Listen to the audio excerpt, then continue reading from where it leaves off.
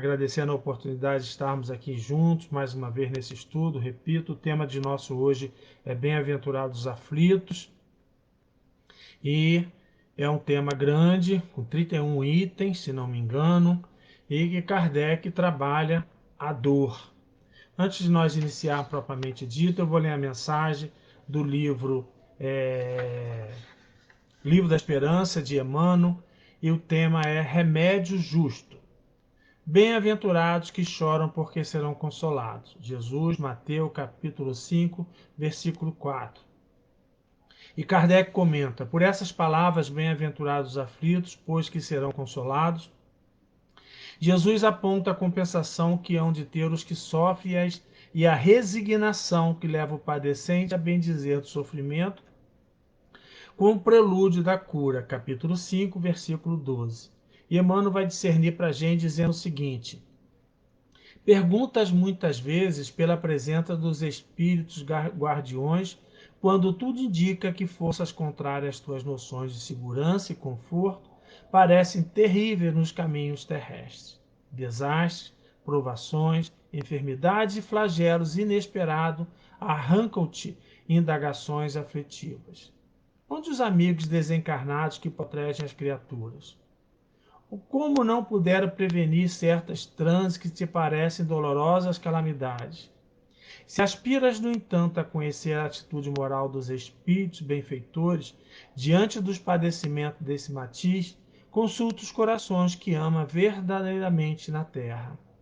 Ausculta o sentimento das mães, devotadas que bendizem com lágrimas as grades do manicômio para os filhos que se desvairaram no vício, de modo a que não se transfiram da loucura à criminalidade confessa. Ouve os gemidos de amargura suprema dos pais amorosos que entregam os rebentos do próprio sangue no hospital para que lhes seja amputado esse ou aquele membro do corpo, a fim de que a moléstia corruptora a que fizeram jus pelos erros do passado não lhes abrevie a existência. Escuta as esposas abnegadas, quando compelidas a concordarem chorando com o suplício do cárcere para os companheiros queridos, evitando-se-lhes a queda em fossas mais profundas de delinquência. Perquire o pensamento dos filhos afetuosos, ao carregarem esmagados de dor os pais endividados em doenças infecto-contagiosas na direção das casas de isolamento, a fim de que não se converta em perigo para a comunidade.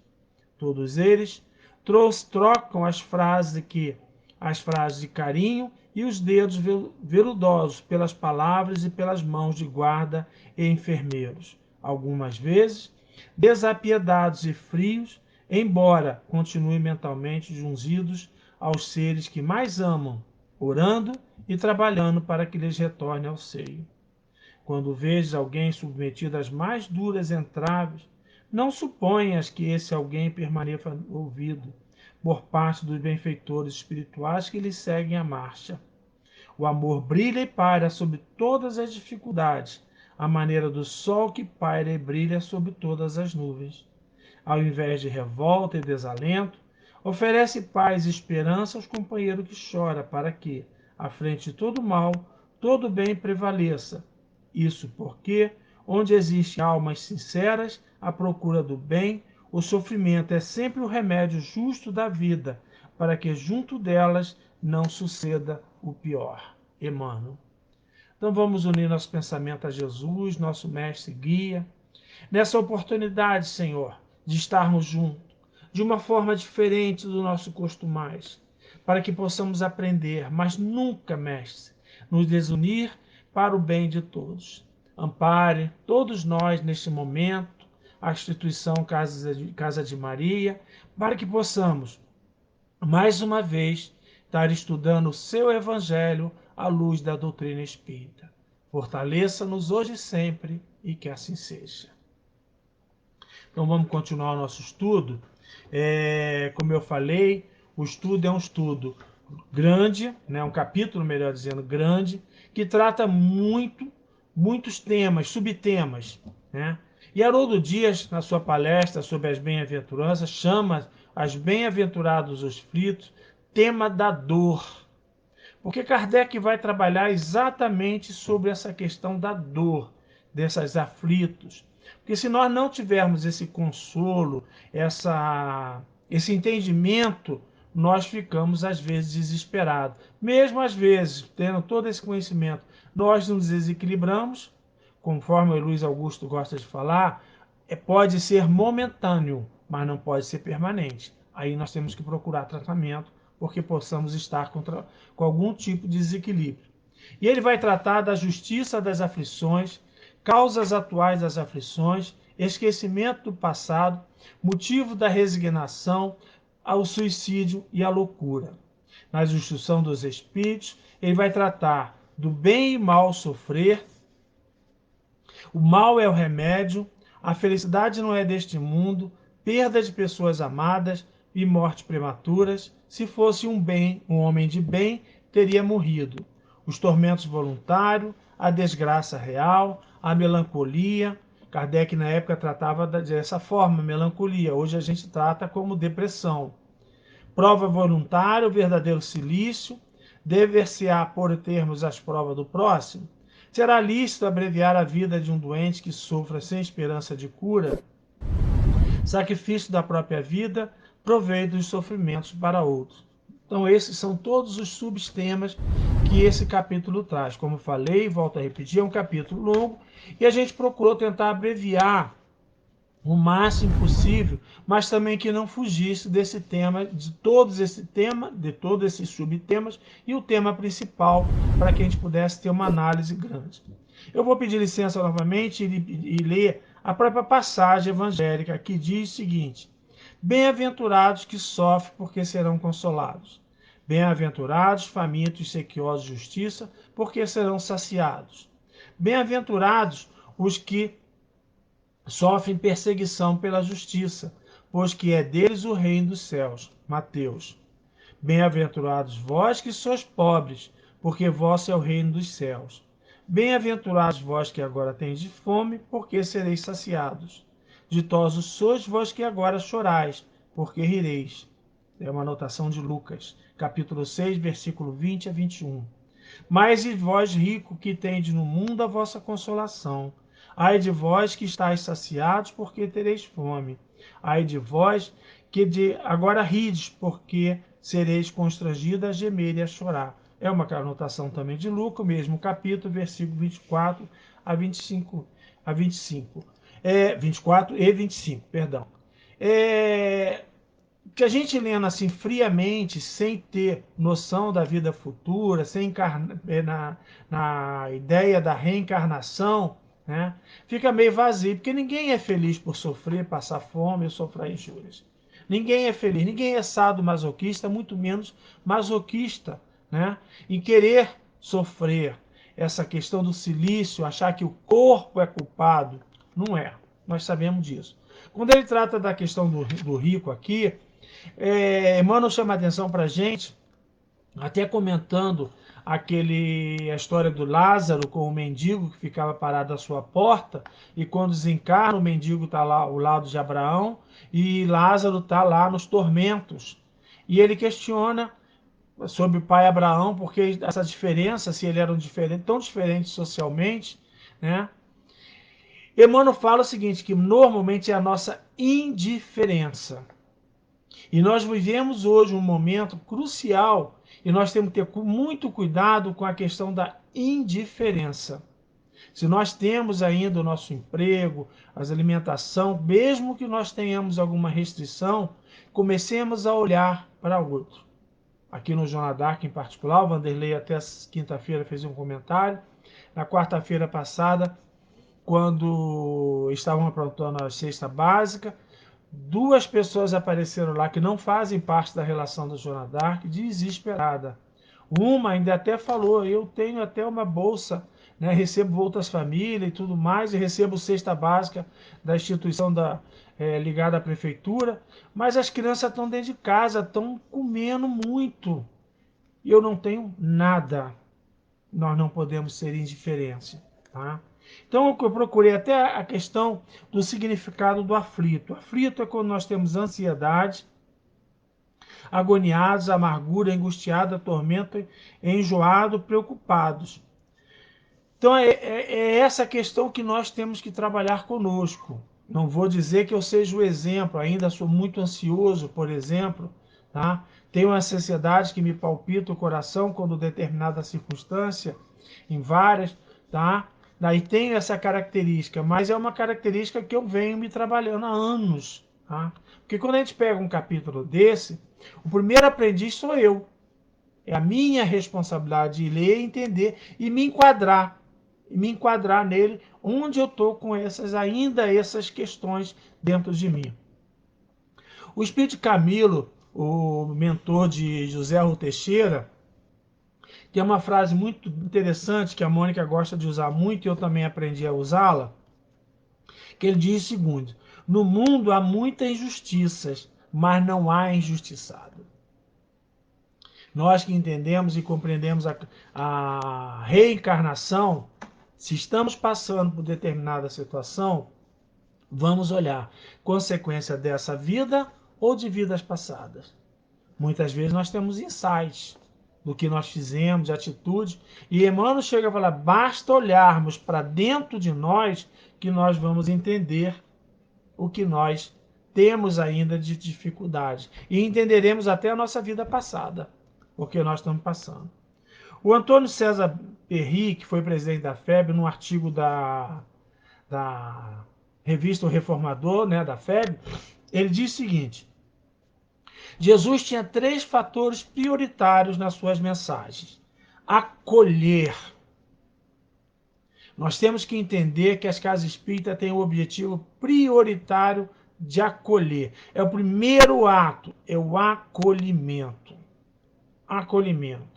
Identificando aquele que chega à casa espírita, porque às vezes ele está apenas ali desnorteado. A gente identificar na recepção fraterna, boa noite, boa tarde, bom dia, é a primeira vez, orientar direcionando. Tá?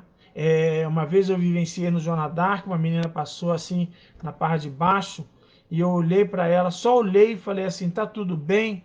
E ela olhou para minha cara com raiva e saiu.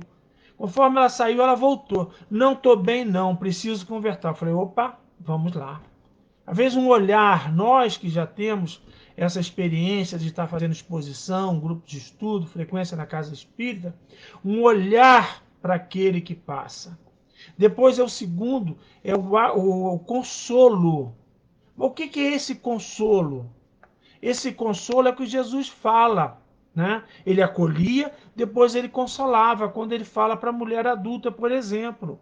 Ele acolhia, falou, eu não tenho nem condições, não tenho a dignidade de condenar, mas vai e peques, não peques mais. Ele orienta esse consolo para que ela saia daquela situação de desequilíbrio, de comportamento não muito lícito, vou usar essa expressão, tá? Para que ela se mude, para que todos nós mudamos. E o terceiro é esclarecer. Quando nós temos a oportunidade de esclarecer, vamos lá, Maria de Magdala, quando teve a oportunidade de ser acolhida, consolada, ela quis esclarecimento e foi ser esclarecida por Jesus e seguindo Jesus. E o último item é orientar para que possa, o que vai fazer? O culto do Evangelho no lar, grupo de estudo, leituras, pensamentos positivos, mudança de comportamento. É fácil? Não é fácil. Não é fácil e nós podemos fazer. Se nós estivermos olhando, tá? Tem 2 pontos interessantes que a gente pode olhar essa mensagem, bem-aventurados os aflitos, esse capítulo, melhor dizendo. Se nós tirarmos o lado reencarnacionista. Se nós tirarmos esse lado, ele serve, na melhor das hipóteses, apenas para os pobres, doentes e injustiçados se conformem. Mas o Espiritismo não é o conformismo. O Evangelho de Jesus não era conformismo. Ele estava sempre prometendo algo a mais. Bem-aventurados os que choram, porque serão consolados. Bem-aventurados os famintos e sequiosos de justiça, porque serão saciados. Então não é o conformismo. Se nós olharmos por outro lado, pela teoria do materialismo, que nós vamos que é a ideia que a vida é única, né? Que a ideia do corpo é um monte de células aglomeradas, né? Nada mais do que isso, momentaneamente, que nada podemos esperar além da morte, é uma existência que não responde nada. Ou seja, é um pensamento, uma filosofia que não responde nada. Aí nós vamos questionar: por que um sofre mais do que o outro? Porque às vezes dentro da mesma família, uns sofrem mais do que o outro. Porque a minha família, parte de mãe e de pai, tem uma doença hereditária que somos muitos. Par de mãe, por exemplo, somos 53 primos. São 9 mulheres, as mulheres são portadoras da doença e desenvolvem a doença. Tá? De 53 primos, sendo 30 primas, somente 4 desenvolveram a doença. Por quê? O pai de pai também somos muitos. Um neto da minha avó desenvolveu uma doença. E essa doença só foi desenvolvida depois com outro primo da terceira geração. Por quê? Por que nasce uns em ambiente de extrema miséria, sem oportunidade de uma vida digna, e outros nascem na riqueza e com todas as oportunidades? Por que essa diferença social? Como que nós vamos explicar olhando a vida apenas pela filosofia materialista? Porque uns se esforçam e nada conseguem, ao passo que outros tudo sorri. Tudo sorri. E principalmente, por que crianças sofrem? Por que crianças já nascem com certas deficiências? E Deus permite que, quando há necessidade, espíritos extremamente inteligentes pela ciência reencarnam, como Emmanuel fala lá no livro. O livro é Religião dos Espíritos, respondendo essa questão de Kardec. Olha, gente, hoje eu estava até vendo um vídeo de uma amiga, crianças bebês que nasceram surdas, colocando aparelhos e numa emoção tremenda. Crianças colocando óculos porque são daltônicos, né? Colocando óculos, passando a ver a vida. Uma cirurgia da criança ainda no ventre materno, cirurgia cardíaca, extremamente delicada. Tem até uma fotografia que andou correndo na internet. O médico está fazendo essa cirurgia, ele abre o útero, não tira a criança, está fazendo ali, e a mãozinha da criança vai e segura a mão do médico. Emocionante. Tá? E ele faz a cirurgia. Deus permite constantemente o processo evolutivo e a reencarnação desses espíritos, tá? Para processo evolutivo. Que a lei do progresso é uma lei divina. Não adianta eu tentar obstruir. Ela vai acontecer. Tá? A fé numa vida futura sem a ideia da reencarnação, tem uma frase de Kardec que ele resume muito bem: desmente a justiça de Deus. Que se Deus é bom, é justo, misericordioso, e tudo que nós passamos tem uma causa, seja nessa vida, seja em vidas passadas, que eu posso ver hoje a minha condição física do corpo, o que eu fui um jovem, como eu fui irresponsável, como é que eu fui? As consequências virão.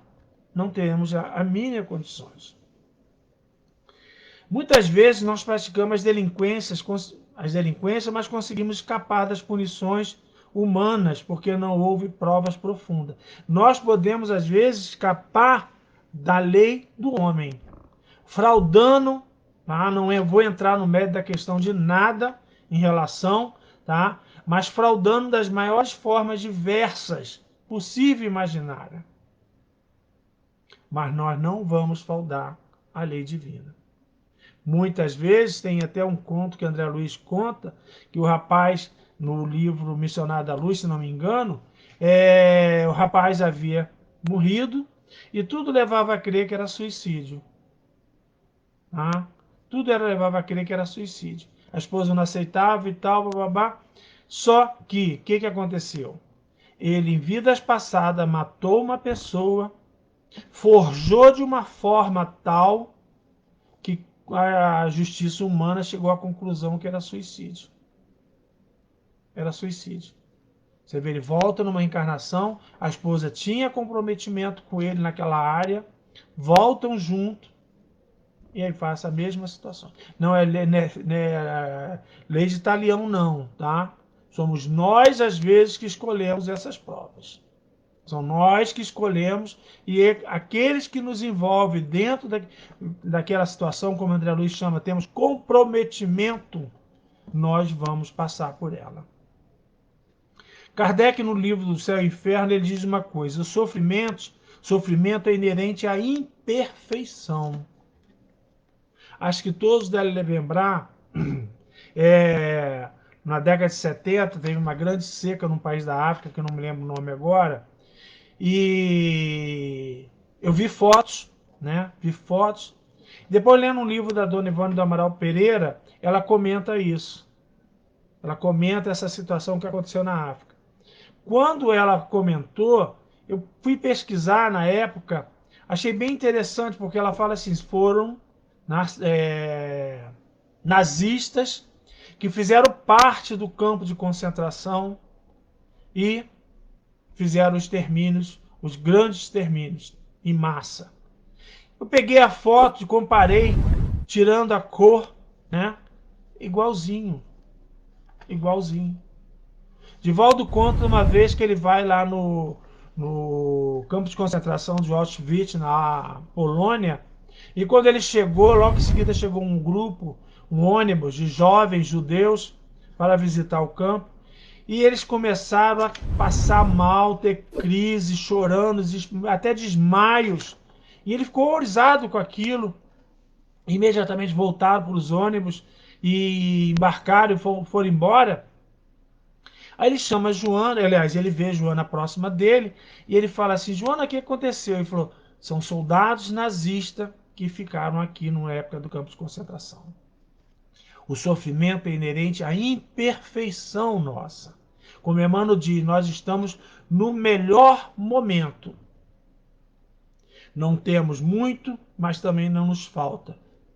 Não temos muitas necessidades, mas também não temos muitas faltas. Então aproveitemos esse momento. E o Emmanuel para a gente faz o seguinte, no livro Caminho, Verdade e Vida, o que nós fazemos? No lugar de nós assumirmos essas responsabilidades, nós terceirizamos essas situações. A dor que eu sinto é por causa de fulano, beltrano, ciclano, tá? É o governo, é isso, é aquilo outro.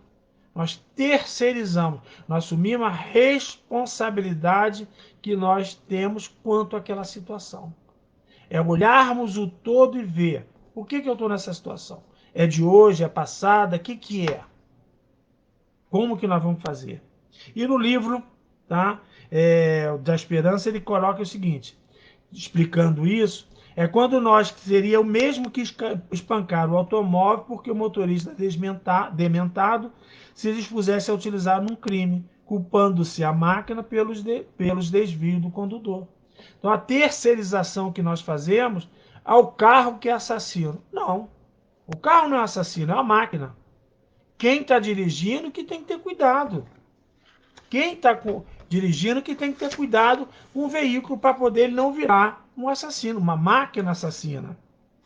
Né? E de qualquer forma, o sofrimento não provoca queixume constitui já uma prova de.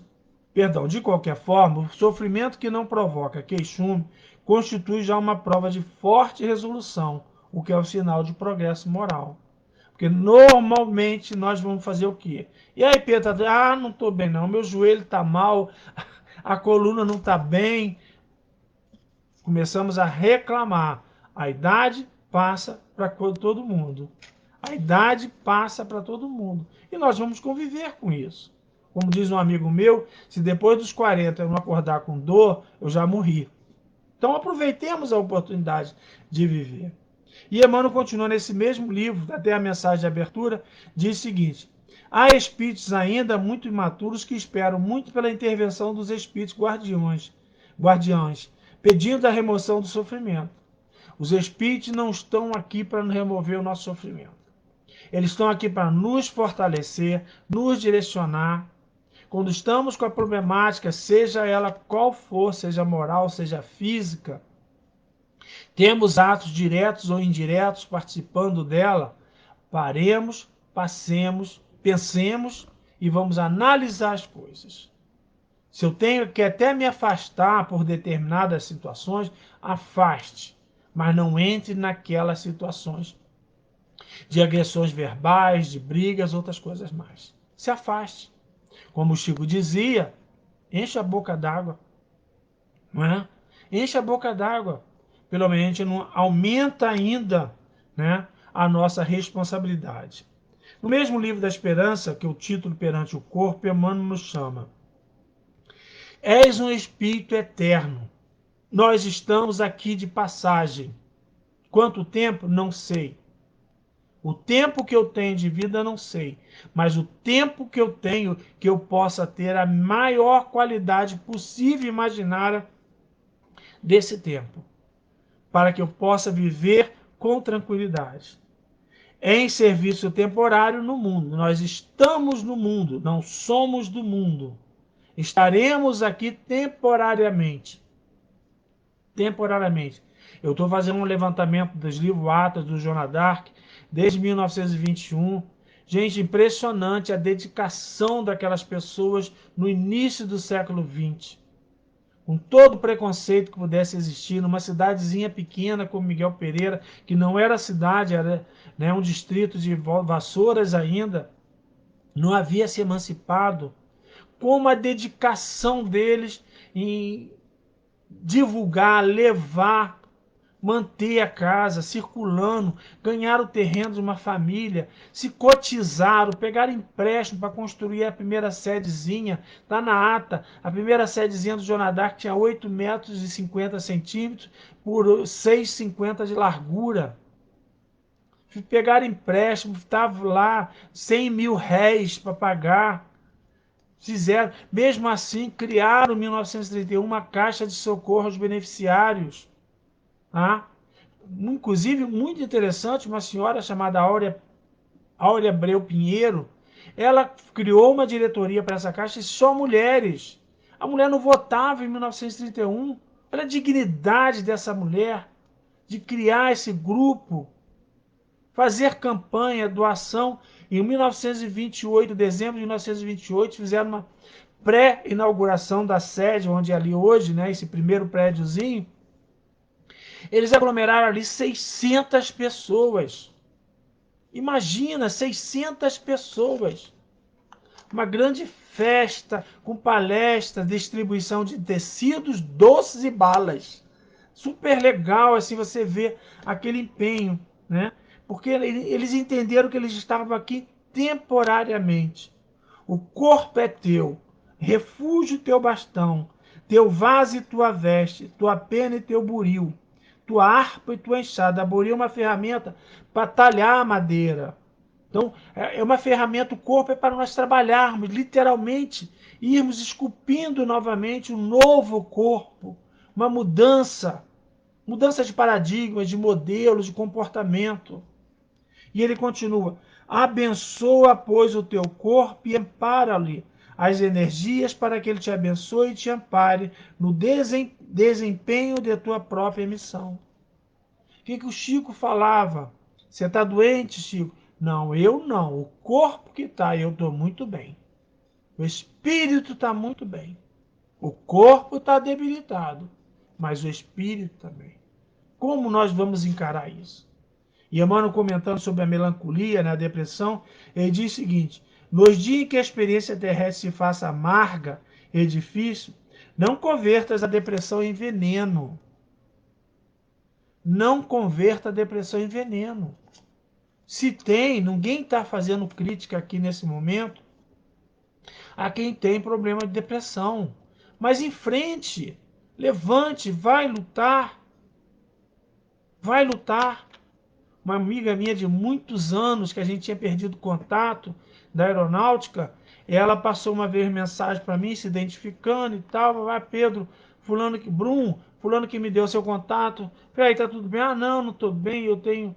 Às vezes eu te demoro a responder, porque eu levanto 3, 4 horas da tarde, que eu estou com problema de depressão. Fez, você acredita? Acredito, sim, eu fazia parte até do grupo de estudo, lá onde a gente trabalhou junto. Ela era militar também. Ela fez, então tá, vamos fazer o seguinte, eu vou colocar teu nome nas reuniões nossas, ainda era reunião presencial, nos grupos mediúnicos, colocar tudo. Um dia era 5 horas da manhã, quando eu acordei às 6 e pouco, eu levantei, tinha uma mensagem dela, Brum, eu tô desde 5 horas da manhã, já fui fazer caminhada, já fui fazer natação, eu mudei a minha vida. Eu falei, ótimo, mas nunca deixe cair. Não, porque pode acontecer, não vem? Pode, mas não se deixe cair pela depressão e veneno. Quando a aflição te ronda o caminho, anuncias trazer o espírito carregado de sombra, como quem te encontra ausente do lar, ansiando regresso. Entretanto, isso não é motivo para que te precipites no desânimo arrasador, como eu falei dessa amiga nossa, tá? Dessa amiga de muitos anos que, de vez em quando, ela passa a mensagem: Brum, eu sou outra hoje. Agora ela foi avó, aí a neném está dentro de casa com ela, a filha mora com ela, que é militar também, mora com ela. Falou: Brum, é uma bênção na minha vida. Nunca se deixe, porque às vezes são espíritos, né? Companheiros de vida passada, ou companheiros que nós buscamos nessa vida, se aproximam, sabem dessa nossa fragilidade para levar a gente no desânimo e, infelizmente, muitas vezes ao suicídio. Jovens aí têm problema de suicídio, tá? De uma forma horrível até. Joana de Anjos, no livro SOS Família, nos diz: a infelicidade não consiste nas atribulações e nos impasses do caminho, mas sim no auto-engano, nas ilusões que nos levaram a ferir, a enganar e ser o agente de desequilíbrio daqueles que nos cercam. Impasse no caminho, auto-engano, ilusão. Eu não sou melhor do que ninguém. Estamos aqui juntos nesse momento, estudando, para que nós possamos aprender junto. Nossos grupos de estudo que fazemos parte, eu e Mônica, nós sempre falamos, nós estamos juntos aprendendo. Porque às vezes um ponto de vista que o outro fala daquela mesma mensagem que você já falou várias vezes, te alerta para um ponto. Fred, mesmo uma vez, veio aqui no Jornal Dark e falou uma frase que eu nunca mais esqueci. A caridade é o amor em ação. Não sei se o Fred vai lembrar, mas eu nunca mais esqueci. Poxa, que legal, que ponto de vista interessante. Me chamou extremamente a atenção disso. O que a gente às vezes estuda e não presta atenção por aquele ponto de vista. E Joana continua: o objetivo da encarnação é justamente permitir, através do véu do esquecimento, que recomecemos a trajetória para o nosso progresso. Se eu reencarno, sei que eu maculei alguém, matei qualquer coisa, como a história de Segismundo lá no livro Missionários da Luz, né, que vai reencarnar pelo pai, como filho do pai, do amigo que ele assassinou. Imagina um ambiente desse. O esquecimento é uma bênção para todos nós. E sempre que nós precisamos dele, nós vamos relembrar algumas coisas. Ou através de sonho, ou através de insight, ou através de situações de déjà vu, como nós costumamos falar, que vai nos alertar para aquela situação. Caramba, eu já passei por essa situação. Eu já passei por isso. E é um grande aprendizado. Se nós já passamos, nós podemos fazer diferente. E Kardec, na questão 132, ele diz o seguinte: qual o objetivo da encarnação dos espíritos? Temos um objetivo. Não viemos aqui a passeio. Não viemos aqui de férias. Não viemos aqui para nos divertir. Joana fala que nós viemos aqui para ser felizes, sim. Sermos felizes. Mas não é a felicidade eterna. Não é a felicidade que nós vamos ter. Porque se eu venho aqui, consigo desenvolver, vamos lá no livro Renúncia, Enquanto Alcíone não conseguiu tirar Paulo lá do umbral, reencarnar e virar vítima dele para a sua mudança de comportamento, ela não sossegou. Ela sujeitou uma vida de dores, de necessidades e tudo mais, para ela ajudar o grande amor da vida dela. E os espíritos respondem: Deus lhe impõe a encarnação com o fim de fazê-lo chegar à perfeição. Para uns é expiação, para outros, missão. Muitos espíritos encarnam aqui conosco com o objetivo de fazer mudança de comportamento. Divaldo gosta muito de falar sobre esses personagens, como Madre Teresa de Calcutá, Gandhi, Irmã Dulce, como o próprio Divaldo, no resgate violento da sua vida passadas, que teve um problema obsessivo durante anos, com missão. Exemplificar. Jesus foi um grande missionário. Um grande missionário. Mas para alcançar essa perfeição, tem que sofrer todas as vicissitudes da existência corporal. Nisso é que está a expiação. Alcíone precisava passar por aquela situação toda? Não, ela já era um espírito evoluído. Mas ela veio naquela missão para conduzir espíritos afins a um novo comportamento. E mostrando para todos o exemplo da justiça divina, o exemplo do Evangelho de Jesus. E ele continua: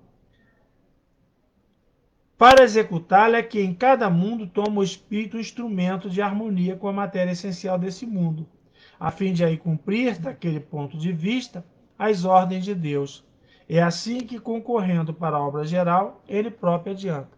Nós vamos reencarnar, vai precisar reencarnar no planeta Terra com um espírito diferente, um corpo diferente, vestes diferentes da realidade do momento? Não.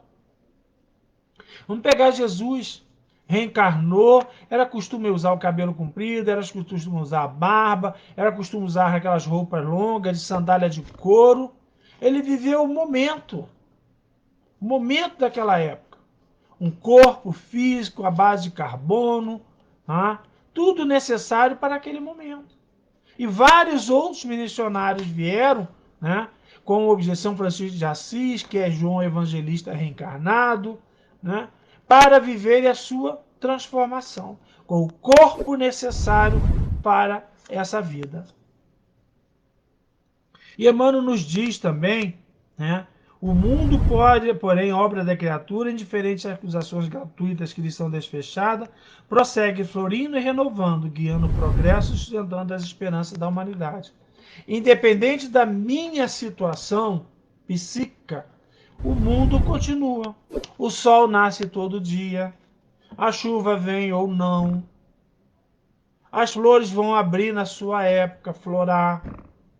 A beleza da árvore crescendo, o alimento sendo gerado num canteiro ou numa fruta, que vai florir na sua época propícia, vai desenvolver aquele fruto, vai ser polinizada pelos insetos, cada um o seu inseto particular que faz a sua polinização.